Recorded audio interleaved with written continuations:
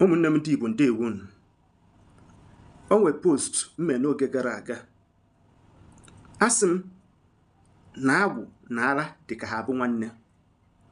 Under the comment section ọtụtụ ọ dịka ha were okwute tụgbuo m jee ka m ga-esi wee kwu na agwụ na ara dịka ha bụ nwanne.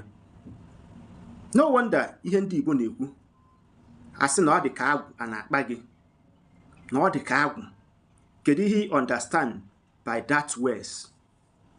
Before I move further, ka anyị gago n'ihe gbasatara Igbo cosmology, Igbo culture and Igbo spirituality.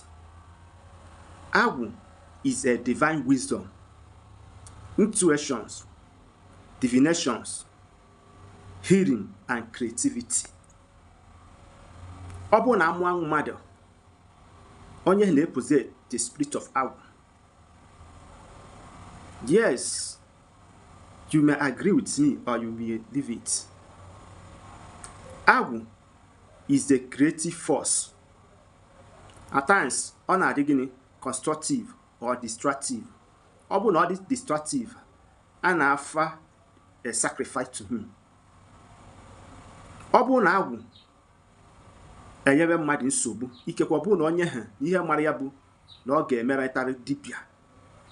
Ikekwa dibịa ya bụ dibịa ọkpụkpụ, dibịa ịgba ava, dibịa mgbọrọgwụ na mkpa ahịhịa, ụdị na-akọwara unu.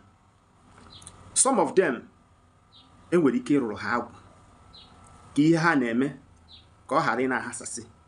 Ụfọdụ nwere ike ha possess agwụ afịa. Ị ma na so many of men of God possess the spirit of agwụ due to na ha achọghị ime n'ụzọ omenala, ha divert ya n'ụka. I want you to bring your argument on the comment concerning this. You don't know. Agwu bụ ihe na-eme ka mmadụ mata ihe omimi nke dị between humanity and God. Agwu bido nyewe mmadụ nsogbu.